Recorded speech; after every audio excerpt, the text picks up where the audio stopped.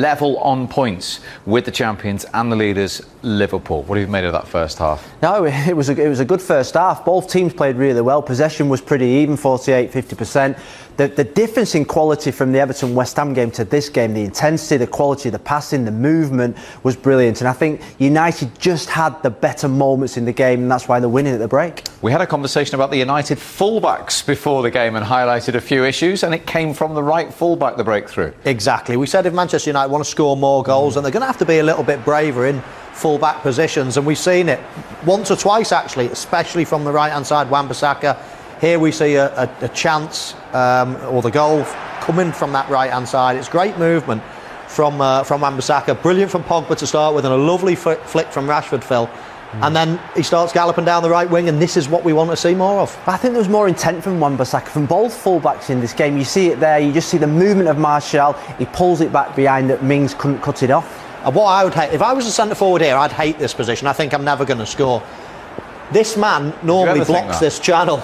He normally blocks this channel, so I'd be thinking, right, I'm going to nip in front of Konsa right at the last minute. But as he's there and blocking off that type of area, I'm thinking, right, well, he can just afford to go really tight on me. I'm never going to score here. I'd either pull back out here, or I'd just try to go for this little channel ball. But he just doesn't do you get want tight that ball enough, played Konsa. across there? I would probably be running in there, because I'm thinking he's going to block me off if I stand still. But as it is, Mings sort of... I don't know whether he can get a touch, it might be being a bit harsh, but Konsa should be. He can be brave. He can be brave and really go tight because he's got so many men around him.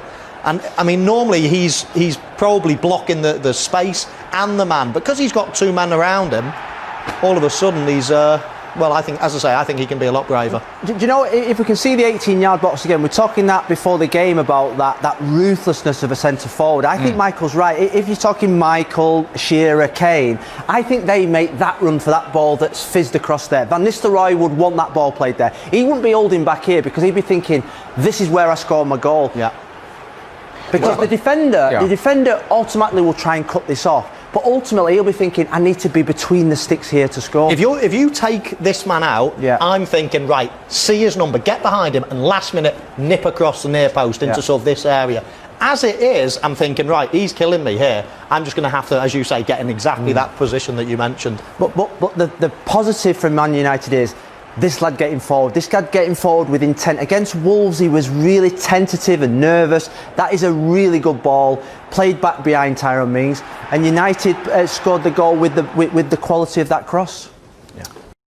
Fred for United, and down the right-hand side again, Steve. It was Wan-Bissaka again, making his presence felt down there. Lovely little bit of play again from Marcus Rashford. Plays him in perfectly. And this time it's a little cutback. I'm sure Pogba, I don't see his head turning, so I'm sure he just gets the shout from Fred, Phil, and imperfectly. And this time it's a little cutback.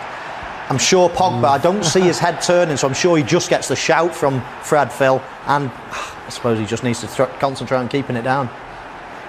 My first thought here was brilliant player down that right hand side is that Pogba with his quality should have hit it first time, just bent it into the bottom left hand corner. He obviously got the shout there from Fred. You see the look over the shoulder. Fred's got to get his knee over the ball, got to get that technique right, and he leant back and it just hit it over the bar. But it was another good move down the right-hand side from United. Yeah, David De Gea, talking the right-hand side, Villa's right-hand side, has been asked one question. He was equal to it. Yeah, he was. It was a move down the right side. Grealish gets to, gets the overlap from the fullback again. Good fullback play. You see that area at the far post again that's a threat, and it was a really good run into the box from McGinn. Yeah, and again we're looking at a fullback, Steve, in terms of Matty Cash down that right hand side with the overlap this time. We spoke before the game how important fullbacks are in attacking situations. We've seen it, from both teams, both down the right hand side. Look at Matty Cash. I mean, look where he comes from. He's not even in the picture at the moment. But that's the intent that you need as a fullback to try to create chances, to try to double up and overlap. And then we all know about McGinn and what he does with his late runs into the box. Good effort and a decent save. And David De Gea keeps his clean sheet intact. If Manchester United do that, they will level on points with Liverpool by the end of the evening. But Aston Villa will have a say on that in the second half. Remember, they're looking...